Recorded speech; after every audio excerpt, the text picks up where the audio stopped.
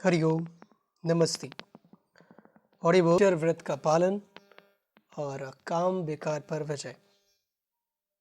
अब आप सुनेंगे संत तुलसीदास की लेखनी से। संत तुलसीदास की तो जीवन गाथा ही पुकार पुकार कर कह रही है कि काम विकार को छोड़े बिना मनुष्य आध्यात्मिक उन्नति प्राप्त कर ही नहीं सकता। संत तुलसीदास के जीवन की उस घटना को तो प्रायः सभी जानते ही हैं, जिससे कि उनके मन में राम से प्रीति जगी थी, परंतु फिर भी यहाँ संक्षेप में उसका उल्लेख कर देना लाभकर होगा, ताकि जो लोग उससे अपरिचित हैं वे भी उसे जान पाएं। वह घटना इस प्रकार है। संत तुलसीदास जी का अपनी पत्नी में बहुत ही अनुराग था। एक बार उनकी स्त्री अपने पिता के घर गईं, तो तुलसीदास जी पत्नी के बिना रह नहीं सके। वे आधी रात को ही पत्नी के मायके की ओर चल दिए। रास्ते में नदी पड़ती थी। वर्षा के कारण नदी में बाढ़ सी थी। उसे पार करने के लिए भी कोई साधन नहीं था और यह काम था भी खतरे का। परंतु तुलसीदास जी पर तो पत्नी के मिलन की धुन सवार थी। वे वहां पहुंचे बिना तो रह नहीं सकते थे। इतने में उनकी दृष्टि नदी में बहते हुए एक मुर्दे पर पड़ी। कहते हैं कि वे उस मुर्दे पर जाकर बैठ गए और पार उतर गए। जब वे अपने ससुराल पहुंचे तो दरवाजा बंद था, परंतु स्त्री के कमरे से एक सांप लटक रहा था। वे उसे रस्सी मानकर उसी को पकड़कर ऊपर उस कमरे में चले गए जहां उनकी पत्नी थी। जब वे स्त्री के सामने पहुंचे तो वे आश्चर्यचकित रह गईं। उन्होंने कहा, आप इस समय कैसे आए? जब तुलसीदास ने उन्हें सारा वृत्तांत क्या सुनाया तो वह बोली, आश्चर्य! इस हाड़ मांस और रक्त कब से परिपूर्ण शरीर के लिए आपने इतना खतरा मोल लिया और आधी रात गए इतना यत्न किया, आपको लोक लाज भी भूल गई। इससे आपको क्या मिलेगा? इसमें तो आपके जीवन का क्षय ही होगा। ओहो, यदि आपकी ऐसी प्रीति राम से होती तो आप संसार से तर जाते।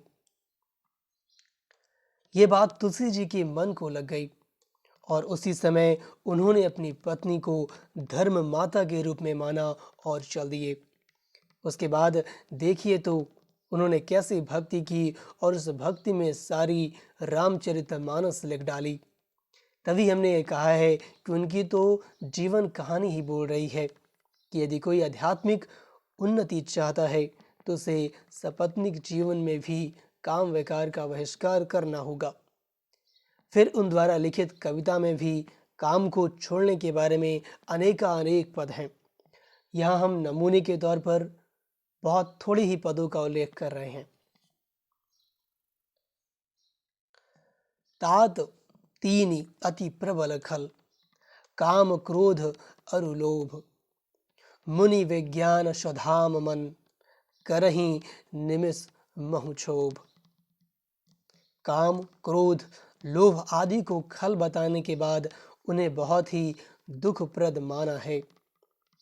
काम, क्रोध, लोभादि मद, प्रबल मोह की धारी, तिन महा अति दारुण दुखद माया रूपी नारी। इसके अतिरिक्त उन्होंने काम को एक बड़ा मद माना है, जिसका एक क्षण में ऐसा तो नशा चढ़ जाता है कि मनुष्य अपने स्वरूप को भूलकर उल्टे कर्म कर बैठता है। नाथ विषय सम मद कछु नाही, मुनि मन मोह करई छन माही। फिर उन्होंने कामी मनुष्य को सठ अर्थात दुष्ट माना है तथा विष पीने वाला कहा है। यही तन कर फल विषय न भाई, स्वर्गों स्वल्प अंत दुखदाई। नर तनु पाई विषय मन देही, पलटि शोधा ते सट विष लेही। ताही कबहु भल कहाई न सो कोई, गुंजा ग्रहई परस मनि खोई। देखिए, उन्होंने तो कहा है कि ये काम रूपी विषय पहले सुखद अनुभव होता है, परंतु यह है बहुत दुखदाई, और वासना भोग करने वाले मनुष्य को कोई भी भला आदमी नहीं कहेगा, क्योंकि वह तो वास्तव में सट ही है।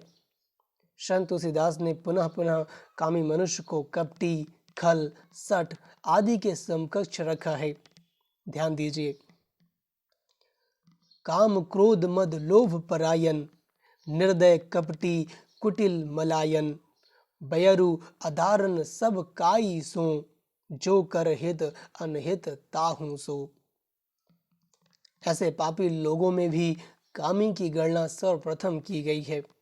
इसके अतिरिक्त तुलसीदास जी ने यह भी माना है कि शतयुग यानी कृत युग और त्रेता युग में कामी मनुष्य नहीं होता, क्योंकि वहाँ योग बल द्वारा ही संतति होती है।